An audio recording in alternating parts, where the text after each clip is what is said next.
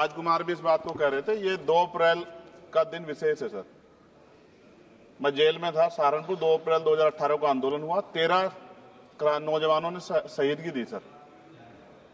मैं उनको नमन करता हूं सर। और आज फिर 2 अप्रैल है, एक और शहीदगी की तैयारी लग रही। तो मैं उन क्रांतिकारियों को भी आज याद करता हूं जिन्होंने, मुस्लिम क्रांतिकारी जिन्होंने देश की आजादी में योगदान दिया। सर, अंदाजे जमाना कहता है कि मौजे हवा रुख बदलेंगी, अंगारों से गुलशन फूटेगा, शबनम से सरारे निकलेंगी। वक्फ संशोधन विधेयक 2024 संवैधानिक मूल्य एवं सांप्रदायिक सौहार्द के लिए गंभीर खतरा है। वक्फ संशोधन विधेयक 2024 संवैधानिक अधिकारों, विधिक सिद्धांतों और धार्मिक स्वतंत्रता पर गंभीर आघात है। विधेयक वक्फ प्रबंधन को कुशल और प्रभावी बनाने का दावा करता है, लेकिन इसके 44 संशोधन इन वादों को पूरा करने में असफल है। हमारा मानना है कि इस संशोधन से स्पष्टता, साक्ष्य और मूल कारण विश्लेषण का अभाव होगा।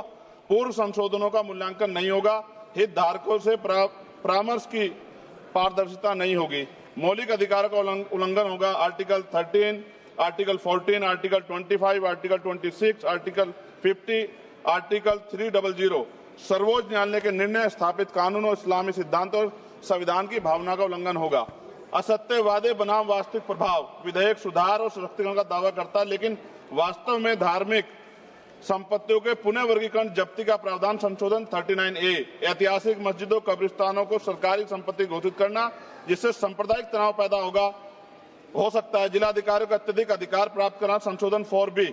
जिलाधिकारी सर सरकार के होते हैं, वो सरकार के हिसाब से काम होते हैं। यहाँ जितने MP बैठे हैं विपक्ष के, इनसे पूछ के देखो कि इनके जिले में क्या हाल है। इनका जिलाधिकारी सुनता नहीं सुनता, MP बैठे हैं, पूछ के देखो विपक्ष के, आपको पता लग जाएगा।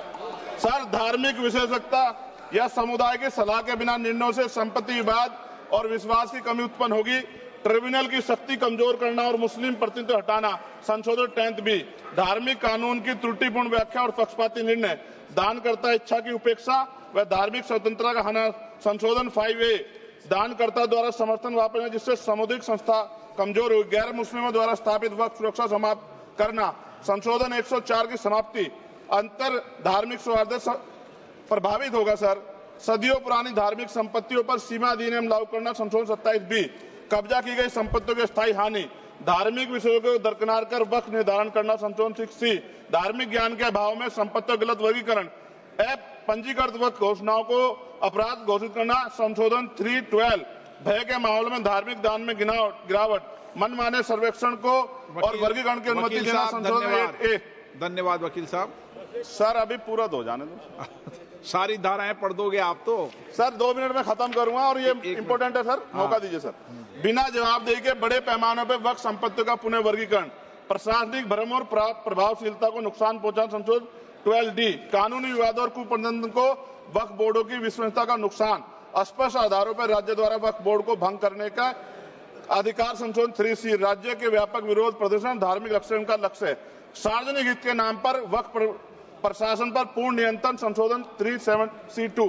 व्यापक स्तर पर अशांति विरोध प्रदर्शन, कानून व्यवस्था की गंभीर स्थिति।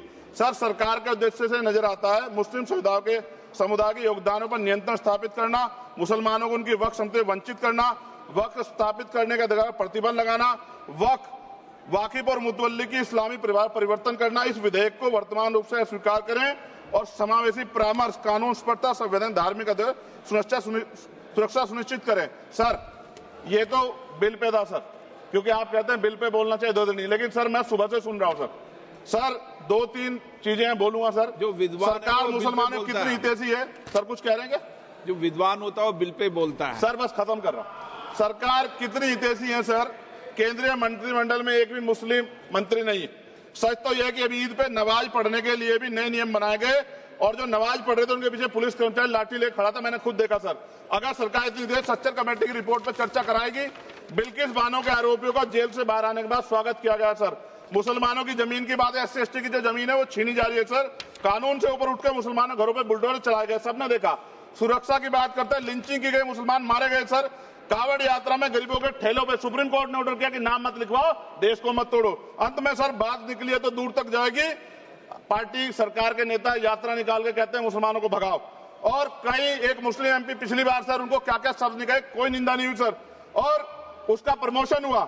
और कभी आपके नेता कहते हैं सरकार गोली मारो और आप हिंदू राष्ट्र की बात करते हैं सर। मेरा ये कहना है सर, मैं इसका पुरजोर विरोध करता हूं और अपनी एक शायरी के साथ खत्म करूंगा। तो बहुत सुनी मैंने आज दोनों तरफ, जब तक ना बदले जालिम हुकूमत का मिजाज, एहतजाज एहतजाज एहतजाज, और ये तब तक रहेगा जब तक सर अपनी सरकार सोच नहीं होती। धन्यवाद सर। अभिजीत